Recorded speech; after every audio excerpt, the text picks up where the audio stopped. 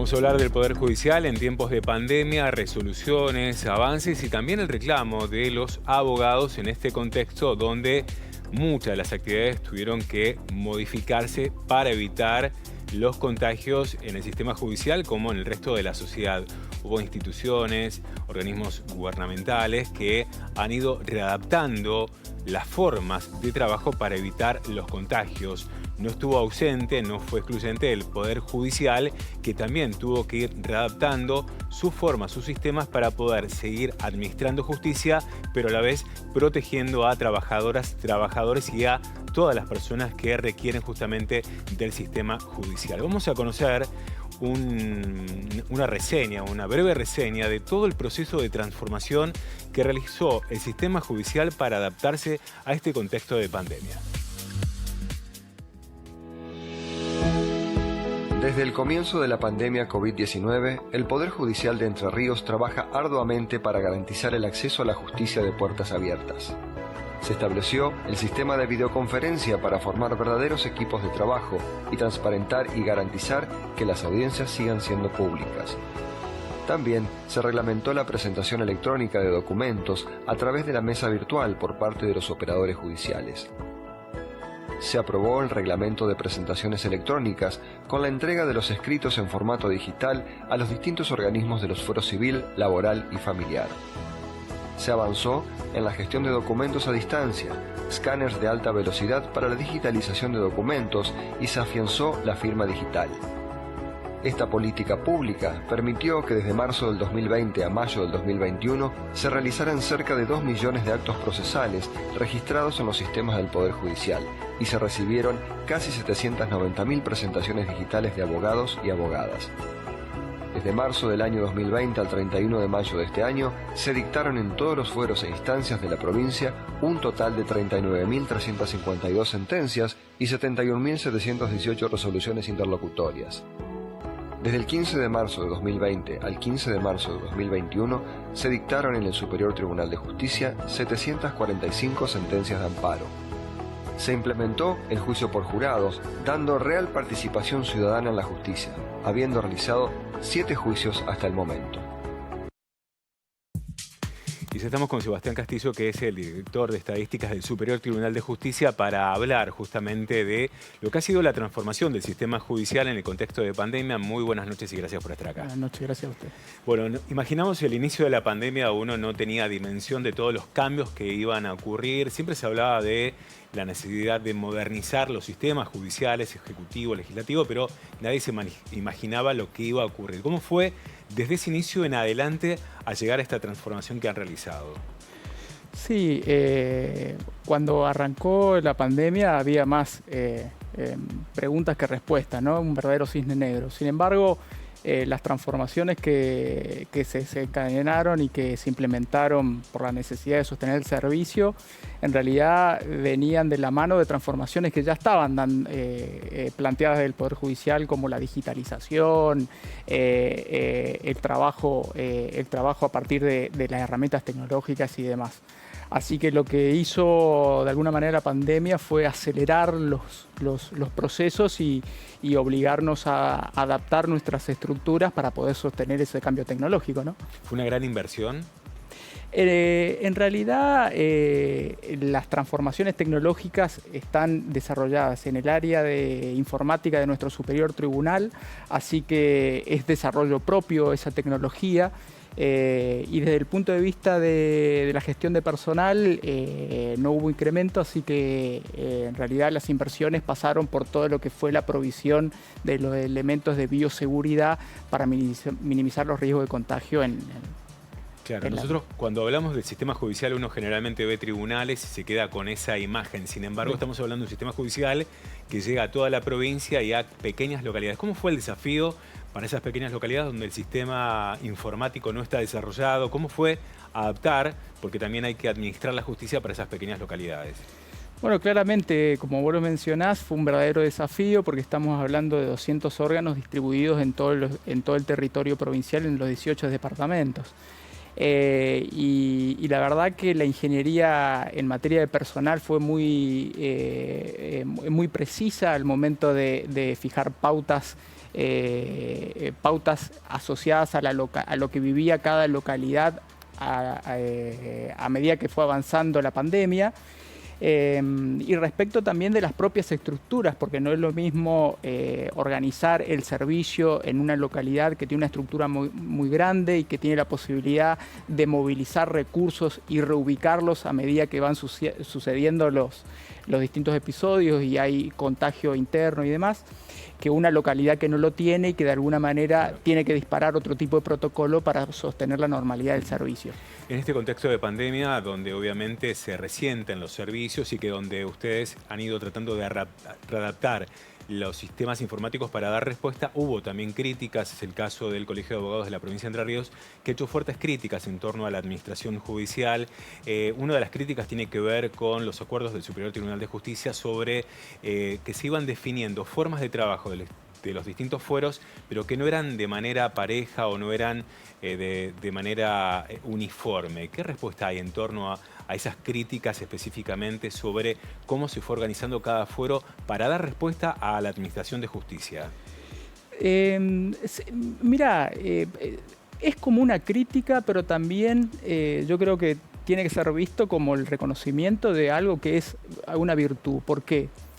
Porque la litigiosidad no es homogénea a lo largo de los fueros, no impactó de la misma manera lo que se vivió en materia de litigiosidad durante todo este proceso de pandemia en el fuero de familia, como impactó en el fuero civil o en el fuero laboral. Las temáticas, como ustedes saben, de violencia se han disparado mucho.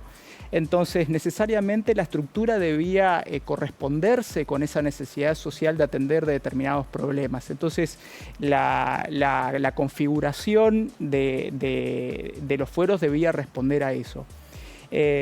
Por otro lado, la pandemia tampoco fue homogénea en el impacto en los distintos departamentos. Sí, entonces, claramente Colón, Gualeguaychú han sido mucho más afectados que otros departamentos. Entonces, allí tuvo que establecerse estrategias particulares. Entonces, la idea de una solución homogénea que aplica a todos es muy difícil. El Poder Judicial tiene esa heterogeneidad, ¿no? Y vamos a hablar del tiempo transcurrido. Vamos a hablar antes de la pandemia y después de la pandemia. Correcto. Después de la pandemia ya tenemos audiencias presenciales nulas, sí la virtualidad.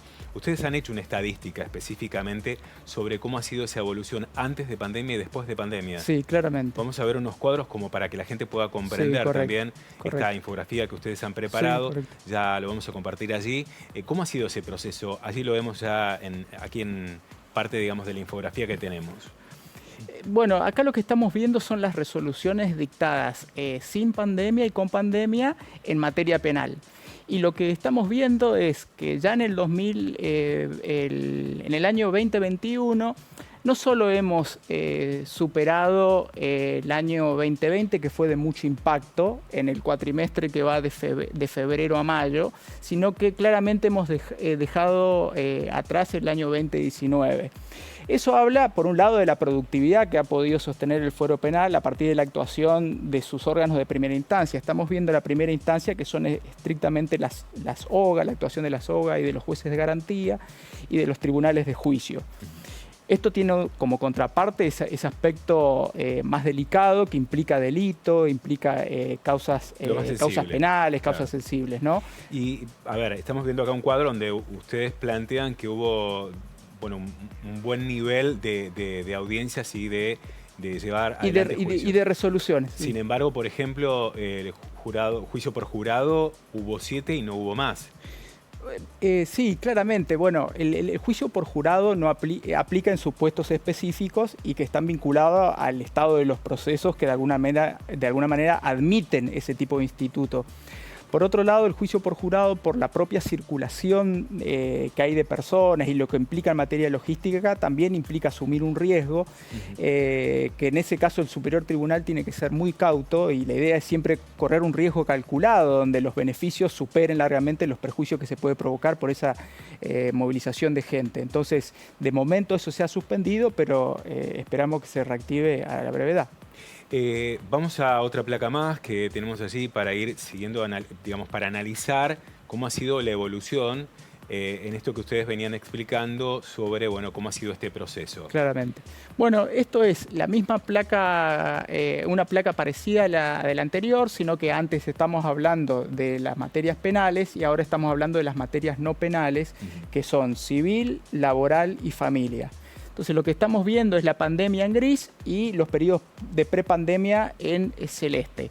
Bueno, lo que queda muy claro es que incluso en el momento de pandemia la actividad se sostuvo y la productividad en materia de resoluciones se sostuvo con picos que luego del retroceso del impacto de la pandemia en febrero se recuperaron rápidamente.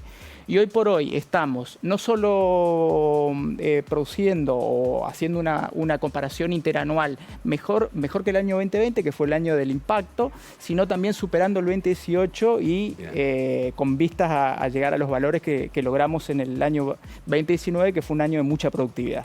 ¿Qué pasa con las mesas donde se recepcionan, mesas de entrada donde se recepcionan las denuncias? ¿Qué pasa con las áreas de notificaciones que no están en toda la provincia? Porque este también es otro de los reclamos del Colegio de Abogados de Entre Ríos. Vamos a aclarar también, para que la gente comprenda, que estamos en un estado de excepción donde el horizonte está puesto por parte del sistema judicial en evitar los contagios del personal, de las personas que podrían arribar al sistema. Este es el horizonte, pero también está la necesidad de administración de justicia, la necesidad de los profesionales de poder llevar adelante su profesión sin que se vea afectada. Correcto. En ese sentido, mesa de entradas, notificaciones.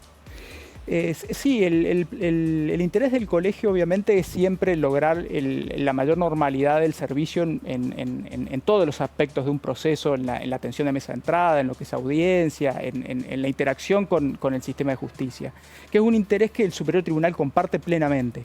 Sin embargo, el Superior Tribunal lo que tiene que hacer de alguna manera es balancear ese interés y esa necesidad de ir dándole normalidad al servicio con lo que sucede en materia de riesgos cuando se libera la actividad, ¿no? Y esta idea de ir asumiendo riesgos controlados. Entonces, lo que no podemos dejar de ver en todo este proceso y en este contexto, que cada vez, como está pasando ahora, que está bajando la curva de casos positivos y que empiezan a haber datos alentadores que nos llevan a buscar más normalidad, que desde el año pasado a este año, cada vez que los picos máximos empezaron a replegarse y hubo descenso de los casos positivos, luego vino un nuevo pico haciendo un nuevo máximo, ¿no? Entonces acá lo más importante es todos queremos la normalidad y hacia esa normalidad tenemos que llegar de una manera segura, ¿no? Perfecto. Que cada vez que se abra la actividad no tenga que a la semana volver a retroceder, ¿no? Bien, la última acordada del 21 de mayo mantiene las restricciones hasta el día de hoy.